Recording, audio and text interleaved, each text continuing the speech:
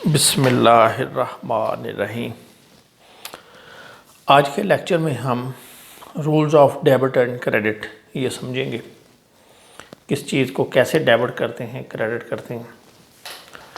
इससे पहले आप अकाउंट समझ लें कि तीन किस्म के अकाउंट्स होते हैं हमारे, यानी कैटेगरी उनकी बनाई है। तीन कैटेगरीज हैं।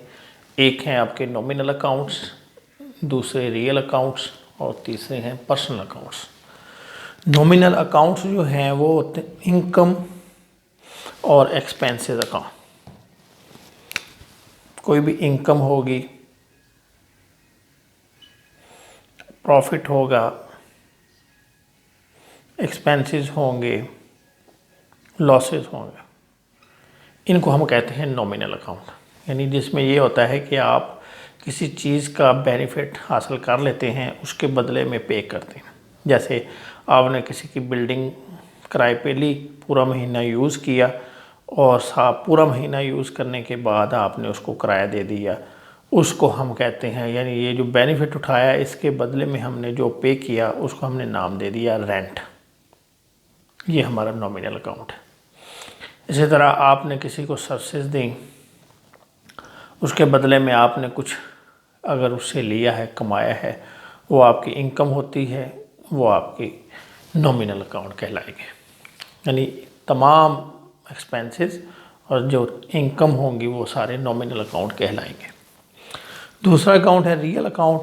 रियल का माना होता है हकीकी, यानी वो चीज़ें जिनको आप देख सकते हैं फिज़िकली कि वो आ रही हैं, जा रही हैं। जैसे आप बाज़ार जाते हैं, चीज़ें ख़रीदते हैं, तो सपोज़ आपने बुक ख़रीदी, तो बुक आपने क्या किया, ख़रीदी है, आपके पास बुक आ जाती, ये आपका रियल अकाउंट है। कैश आप देते हैं गिन कर उसको, ये आपका रियल अकाउंट है।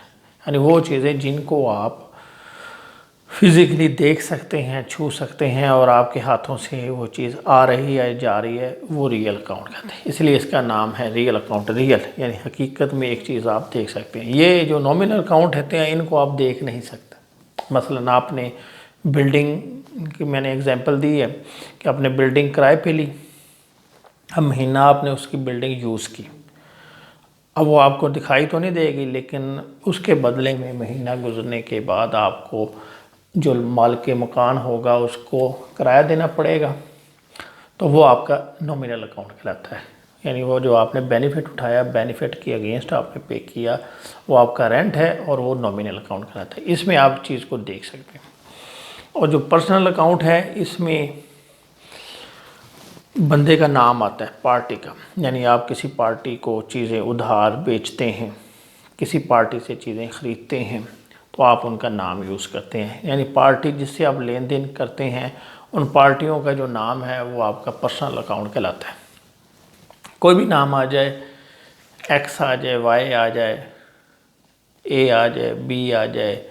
इसी तरह इदारों के नाम जैसे UBL है, ABL है, यूनिलीवर है, ये सब क्या है, पर्सनल अकाउंट है। पार्टियों के जो नाम है वो पर्सनल अकाउंट कहलाते हैं। अब आपको अकाउंट्स की समझ आ गई। अब हम बढ़ते हैं रूल्स की तरफ। तीन जो हैं रूल हैं इसके। पहला रूल जो है, जो अप्लाई होता है रियल अकाउंट्स के साथ, कि जो चीज़ भी आप वसूल करते हैं, आपके पास आती है, बिज़नेस में जो चीज़ भी आती है उसको हम डेबिट करते हैं, और जो चीज़ बिज़नेस से आउट हो जाती है वो क्रेडिट की जाती है। देखिए, आपने चीज़ें ख़रीदी, गुड्स परचेज्ड फॉर कैश। अब आपके बिज़नेस में क्या आ गया, गुड्स आ जाएंगी, इनको भी आप दे सकते हैं कि ये चीज़ें आ रही हैं ट्रक पे लोड होकर या वैसे ही। इस तरह आप पैसे देते हैं, ये जा रहे हैं, ये भी रियल अकाउंट है। यानी दोनों रियल अकाउंट है, एक चीज़ आ रही है, एक चीज़ जा रही है। तो फिर हम क्या करेंगे, आने वाली चीज़ जो है उसको डेबिट करेंगे और जो जा रही है उसको हम क्रेडिट करेंगे। तो इसको हम लिखेंगे परचेजेस डेबिट, यानी जो चीज़ आ गई, और इस ये लफ्ज़ साथ लिखा जाता है अकाउंट, परचेजेस अकाउंट डेबिट, और ये हमेशा पहले लिखते हैं और थोड़ा सा आगे करके दूसरा अकाउंट लिखा जाता है। जो चीज़ क्रेडिट होनी है वो थोड़ी सी आगे करके लिखी जाती है। तो जो कैश जा रहा है तो हमने लिख दिया कैश अकाउंट क्रेडिट। ये आपके अप्लाई हुए। जो रियल अकाउंट हैं, अगर एक ट्रांजैक्शन में दोनों रियल अकाउंट हैं तो ये रूल अप्लाई हो जाएगा दोनों पर। इसी तरह एक और एग्जांपल देखें। आपने चीज़ें बेची, goods sold for cash, goods sold for cash. पहले इसमें देखें कि बिज़नेस में क्या चीज़ आई, क्या चली गई। चीज़ों बेचेंगे तो क्या होगा, पैसे आएंगे, कैश आ गया और चीज़ें चलेंगी। दोनों रियल अकाउंट है। इसको भी आप देख सकते हैं कैश, और गुड्स जो है इसको भी आप देख सकते हैं। तो जो आ गई है वो डेबिट कर दें। चीज़ें बेचेंगे तो पैसा आएगा, कैश डेबिट हो जाएगा, कैश अकाउंट डेबिट। और चीज़ें चली जाएंगी तो इसके लिए हम लफ्ज़ सेल यूज़ करते हैं। बेचते वक्त, ख़रीदते वक्त परचेजेस और बेचते वक्त सेल्स का नाम यूज़ करते हैं, तो सेल क्रेडिट हो जाएगी। यानी ये रूल जो है पहला कि आने वाली चीज़ डेबिट, जाने वाली क्रेडिट, ये रियल अकाउंट्स में अप्लाई होगा।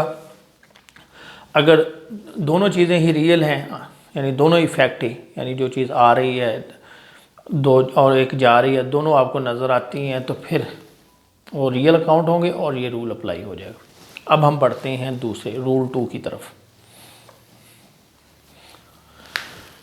आपने चीज़ें जो हैं वो उधार बेची या ख़रीदी। पहले ख़रीदने की बात कर लेते हैं। Goods purchased from mister A.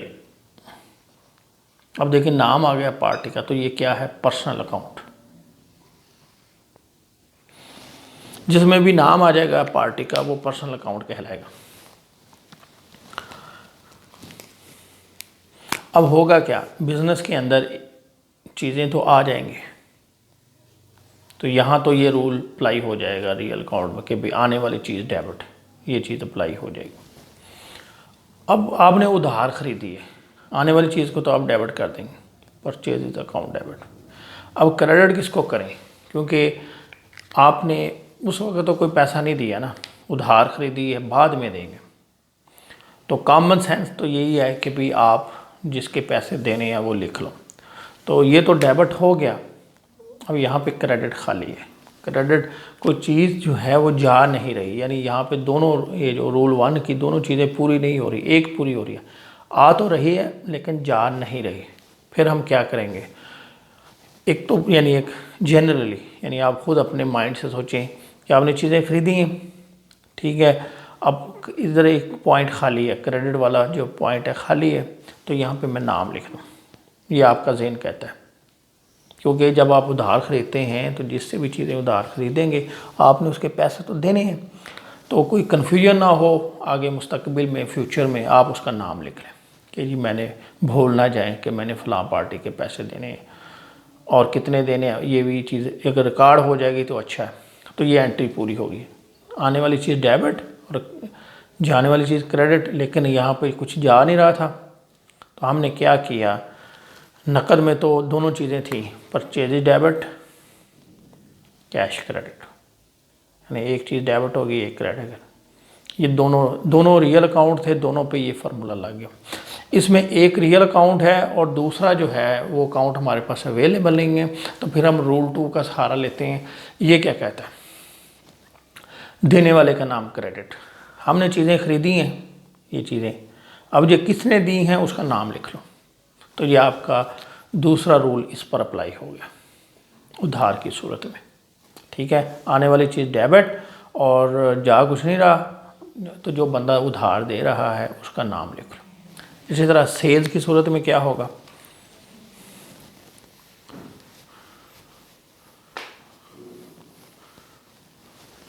आप नकद चीज़ें खरीदते हैं, बेचते हैं, नकद बेचते हैं, गुड्स सोल्ड फॉर कैश, तो आप क्या कहते हैं, आने वाली चीज़ डेबिट, कैश आ रहा है और चीज़ें जा रही हैं, ये रूल अप्लाई हो गया। लेकिन अगर आप उधार बेचें तो फिर क्या होगा, ये चीज़ तो नहीं आएगी। आपने goods sold to mister B, ये हो गया, बी को चीज़ें बेची, तो अब क्या होगा, चीज़ें तो चली गई, जाने वाली चीज़ क्रेडिट, यहाँ पे ये रूल अप्लाई हो गया, आपने इसको क्रेडिट कर दिया। अब डेबिट खाली है, क्यों, चीज़ें तो जा रही हैं, पैसे नहीं आ रहे, पैसे आएंगे बाद में। तो आपका ज़हन कहता है कि भी ऐसा करता हूँ मैं ना, यहाँ पे नाम लिख लेता हूँ जिससे मैंने पैसे लेने हैं, कहीं मैं भूल ना जाऊँ। तो क्या होगा, ये एंट्री आपकी पूरी हो जाएगी। अब क्या होगा, रूल क्या कहता है हमारा, रूल 2 कहता है वसूल करने वाला, कि यानी ये जो चीज़ें आपने बेची हैं, जो बंदा ये चीज़ें ले रहा है, वसूल कर रहा है, उसका नाम लिख लो। तो ये आपका यहाँ पर यानी ऐसा होगा, अगर तो दोनों रियल अकाउंट हैं तो फिर तो इसी रूल से आपका काम चल जाएगा। लेकिन अगर दोनों चीज़ें नहीं कंप्लीट हो रही, रियल नहीं है, एक रियल है दूसरी नहीं है, तो फिर आप जिस पार्टी से उधार पैसे उधार चीज़ें बेच रहे हों या ख़रीद रहे हों, उसका नाम लिख लेंगे। परचेज़ की सूरत में यानी वो क्या दे रहा है तो देने वाले का नाम क्रेडिट कर लें, और बेचने की सूरत में वो ले रहा है, लेने वाले का नाम लिख लें। तो यानी ये अकेला रूल भी अप्लाई हो सकता है और दोनों भी बैक वक्त अप्लाई हो सकते हैं। यानी जब रियल अकाउंट भी इन्वॉल्व हो, पर्सनल अकाउंट भी इन्वॉल्व हो, तो फिर रूल 1 भी लगेगा, रूल 2 भी लगेगा। अब यहीं पे हम देखते हैं, इसी को आगे बढ़ाते हैं कि जब हम चीज़ें उधार बेचेंगे, हमने क्या किया, जब चीज़ें उधार ख़रीदी थी तो हमने लिखा था परचेज डेबिट ए क्रेडिट, यानी आने वाली चीज़ डेबिट होगी और जिसने चीज़ें दी हैं उसका नाम क्रेडिट कर लिया। अब हम ए को पैसे देंगे जब भी 15 दिन बाद, महीने बाद या हफ्ते बाद, तो क्या होगा, हमने कैश पे कर दिया ए को, कैश पेड टू ए। अब यहाँ भी देखें क्या इफ़ेक्ट हो रहा है, कैश जा रहा है तो जाने वाली चीज़ को तो क्रेडिट कर दो, कैश क्रेडिट होगा, ठीक है। अब आ कुछ नहीं रहा, क्यों, आप उधार चुका रहे हैं, ठीक है। तो अब यहाँ भी क्या है, एक चीज़ तो रियल अकाउंट है, उस पर तो आपने ये फार्मूला लगा दिया, अब ये क्रेडिट है, डेबिट खाली है, तो फिर यही रूल जो है रूल 2 दोबारा फिर लगेगा। इसमें क्या लिखा हुआ है, वसूल करने वाले का नाम, आपने जिसको भी कैश दिया है उसका नाम लिख लो, ए डेबिट और कैश क्रेडिट, ये दोनों रूल आपके अप्लाई हुए। यानी ये इसमें पर्सन भी आ रहा था, पर्सनल पे आपने रूल 2 लगा दिया, और ये आपका रियल अकाउंट था, रियल की सूरत में आपने जो जाने वाली चीज़ थी, कैश जा रहा था, इसका नाम क्रेडिट कर दिया।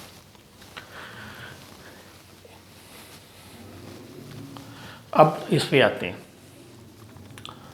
यानी रूल 1 की भी आपको समझ लग गई, 2 की भी समझ लग गई, 3 पे आ जाए। 3 में क्या हो रहा है, 3 में ये हो रहा है कि आपने किसी से कोई काम लिया, बेनिफिट उठा लिया, अब आपने उसको पैसे देने हैं।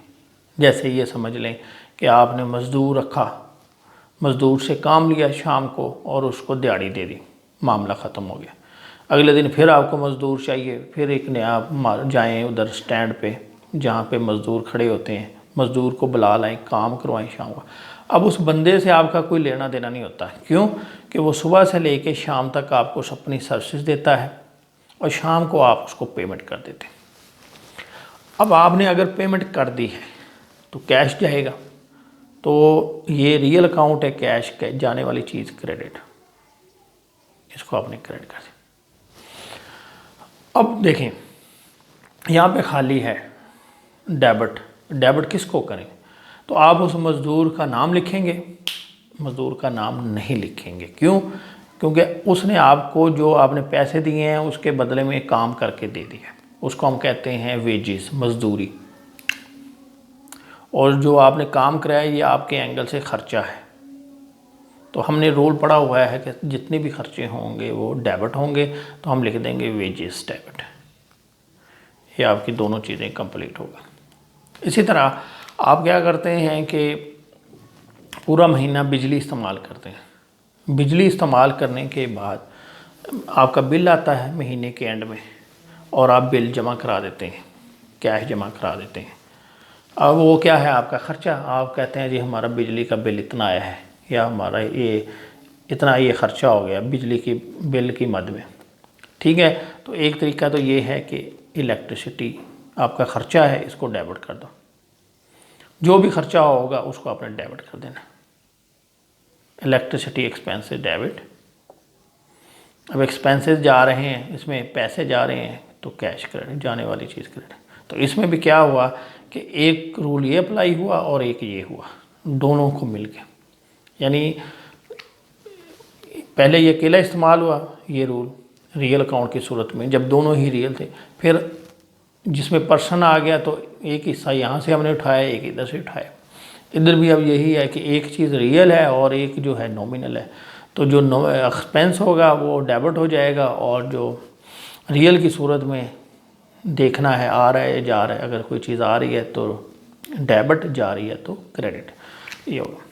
अब यहाँ पे एक थोड़ा सा इसको देखते हैं कि जब आप बिल पे करते हैं तो एक चीज़ तो आपको कन्फर्म है कि पैसे देने पड़ते हैं, कैश क्रेडिट हो जाएगा। अब यहाँ पे आप पैसे दे रहे हैं वापड़ा को, तो आपको यहाँ पे वापड़ा का नाम लिखना चाहिए, सोचने की बात है। तो देखिए बिल आप बिजली आपने इस्तेमाल की, पेमेंट कर दी, मामला ख़त्म हो गया, वापड़ा का आपसे क्या लेना देना। यानी आप क्या करते हैं, पहले उनकी सर्विसेज यूज़ करते हैं, इलेक्ट्रिसिटी यूज़ करते हैं, इलेक्ट्रिसिटी यूज़ करने के बाद उनको बिल देते हैं, मामला ख़त्म हो गया। तो हमें इनका नाम लिखने की क्या ज़रूरत है। नाम तो तब लिखना है जब हमें इनसे आगे मुस्तकबिल में कोई लेन देन करना हो, कोई उनसे पैसे लेने हो या देने हो। जैसे इसमें था कि जब हमने नकद चीज़ें ख़रीदी तो नाम नहीं लिखा पार्टी का, या बेची या ख़रीदी, नकद की सूरत में बंदे का नाम नहीं लिखा। कब लिखा, जब उधार की बारी आई। इस तरह यहाँ भी है कि जब हम किसी पार्टी से काम ले लेते हैं या उसका काम कर देते हैं तो हमें जो काम करके दिया है उसके बदले में जो मिलना है या देना है वो लिखेंगे। तो अब हमने यानी ये जो पैसे जो चले गए ये हमने इसके बदले में फ़ायदा उठाया है, उस फ़ायदे का नाम है इलेक्ट्रिसिटी। इस वजह से भी हम इलेक्ट्रिसिटी को डेबिट करते हैं, क्यों, ये एक्सपेंस भी है और रीज़न भी नज़र आ रही है कि ये पैसे जा रहे हैं, ये इस सर्विस के बदले में जा रहे हैं। अब ये हो गया एक्सपेंस। इनकम की बात कर लेते हैं। आपने क्या किया, काम किया किसी का, सपोज़ आप प्रॉपर्टी डीलर हैं, प्रॉपर्टी डीलर, आप क्या करते हैं, लोगों को मकान दिखाते हैं और जब कोई सौदा तय हो जाता है तो आप उसके बदले में पैसे लेते हैं, उसको कहते हैं कमीशन। इसी तरह अगर आपने ख़रीदना है तो प्रॉपर्टी डीलर से कहेंगे, अब आप ख़ुद प्रॉपर्टी डीलर हैं तो आप लोगों को मकान दिखाते हैं, आपको उसके बदले में क्या लेते हैं, कमीशन लेते हैं, वो आपकी इनकम है। अगर आप किसी को कहेंगे तो फिर आपका ख़र्चा होगा, अगले की इनकम। अब जब आपने किसी को दिखाए, कोई मकान दिखाया, उसके बदले में आपको मिल गए पैसे, तो ये पैसे आ गए, तो ये तो रियल अकाउंट है। तो इसमें क्या कहते हैं कि आने वाली चीज़ का नाम डेबिट, कैश डेबिट हो गया। अब क्या है, अब पैसे दे रहा होगा वो बंदा जिसने आपके थ्रू मकान बिकवाया होगा या ख़रीदा होगा, तो यहाँ पे उसका नाम आना चाहिए। नाम नहीं आएगा। उसकी रीज़न क्या है कि आपने उसका काम कर दिया, उसके बदले में पैसे लिए, और वो जो सर्विस आपने दी है उस सर्विस का जो मुआवजा है या उसके बदले में जो मिलता है उसको हम नाम देते हैं कमीशन, कमीशन इनकम। तो ये आपके डेबिट भी हो जाएगा, क्रेडिट भी हो जाएगा। तो यहाँ भी क्या हुआ कि दो रूल अप्लाई हुए। एक तो ये है कि रियल था, वो आपने आने वाली चीज़ डेबिट, जाने वाली क्रेडिट। दूसरा जो अकाउंट है ये रियल नहीं है, लेकिन इनफैक्ट आपने उस बंदे को सर्विस दी, उसको मकान ढूंढ के दिया है, उसके बदले में यानी आपको ये पैसे मिले हैं, तो ये आपकी इनकम है। ये आपको ख़ुद भी आइडिया हो जाएगा आहिस्ता आहिस्ता कि कौन सी इनकम है और कौन सा एक्सपेंस है। तो इनकम को जो है आप क्रेडिट कर दें, एक्सपेंस को डेबिट कर दें, और पैरेलल जो है जो भी चीज़ आएगी, पैसे आएंगे या जाएंगे, उसको कर देंगे। तो ये तो आपके जो थर्ड रूल है वो कंप्लीट हो गया। अब थर्ड रूल में एक चीज़ और आ गई। एक तो सूरत ये है कि आपने काम करके दिया और उसके बदले में आपको कमीशन मिल गया। दूसरी सूरत यह है कि आपने काम तो कर दिया है, यानी ये इनकम तो आपकी बन गई है। जैसे ही एक्सपेंस का रूल ये है कि जब तक आप उसका फ़ायदा नहीं उठा लेते वो एक्सपेंस शुमार नहीं होते। इसी तरह इनकम जब तक कमा नहीं लेते वो इनकम नहीं शुमार होती। तो आपने उसको मकान ढूंढ के दे दिया, कमीशन आपका बन गया, तो ये तो इनकम होगी। अब वो कहता है कि जी मैं आपको थोड़े अरसे बाद पैसे दूंगा, कुछ अरसे बाद पैसे दूंगा, अभी नहीं मेरे पास, मैं दे दूंगा आपको। अब कैश तो आ नहीं रहा, यहाँ पे खाली है, तो क्या करें फिर? अब फिर यहाँ पे वही हम उस बंदे का नाम जो है वो लिखेंगे। अब लिखेंगे क्यों? हमने उसको काम करके दिया लेकिन उसने हमें अभी पैसे नहीं दिए, हमने लेने हैं। अपनी बुक्स में उसका नाम लिख लेंगे। सपोज़ मिस्टर जी है, इसको आपने मकान ढूंढ के दिया, अगर तो ये पैसे दे देता उसी वक्त तो फिर हम यहाँ पे कैश लिख देते, अगर वो नहीं पैसे देता तो फिर हम नाम लिख लेंगे। तो ये आपकी एंट्री कंप्लीट हो जाएगी, डेबिट और क्रेडिट दोनों। अब इस सूरत में क्या हुआ कि ये वाला नॉमिनल अकाउंट यूज़ हुआ और पर्सनल अकाउंट यूज़ हुआ, यानी अब ये रियल नहीं होगा। तो जो रूल हैं यानी ये डिपेंड करता है कि इसके ऊपर कि अकाउंट्स कौन से यूज़ हो रहे हैं। अगर दोनों रियल अकाउंट्स हैं तो ये अकेला रूल अप्लाई होगा, अगर एक नॉमिनल है एक पर्सनल है फिर दो रूल अप्लाई होंगे, अगर एक रियल है नॉमिनल है फिर भी दो होंगे, अगर रियल और पर्सनल है तो तब भी दो रूल जो है ना वो अप्लाई होंगे। ये इनकम की बात हो गई। अब ख़र्चे की बात भी कर लेते हैं कि अगर आपने काम ले लिया किसी से, अब आपने कमीशन पे करना था, कमीशन डेबिट और कैश क्रेडिट, लेकिन आप उन्हें उसको पैसे नहीं दिए, कहा है कि थोड़े अरसे बाद ले लेना, तो यहाँ पे फिर वो क्या होगा, पार्टी का नाम आ जाएगा। इसको आप वाई समझ लें, कमीशन डेबिट वाई क्रेडिट। तो ये आपके 3 रूल्स हैं और 3 ही अकाउंट्स हैं।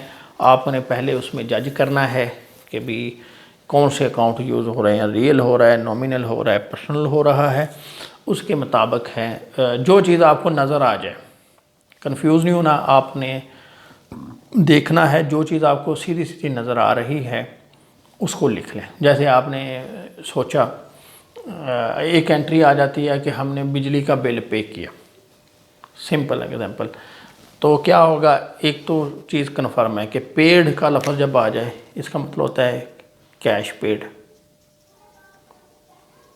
या अगर बाई चेक लिखा हो पेड बाई चेक तो इसका मतलब बैंक। इस तरह रिसीव का मतलब होता है वसूल करना, तो कैश रिसीव्ड।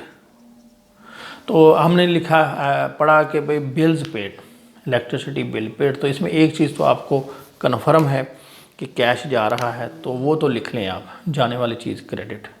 अब इसके पैरेलल देखना है आपने कि डेबिट क्या होगा, तो वो आप खुद ही समझ जाएंगे कि भाई ये हमने बिजली का बिल पे किया तो हम इधर इलेक्ट्रिसिटी लिख दें। इस तरीके से आप करेंगे तो आपसे कभी भी एंट्री गलत नहीं होगी इंशाल्लाह। कोई कन्फ्यूजन हो तो आप कमेंट्स के ज़रिए पूछ सकते हैं। Thank you very much.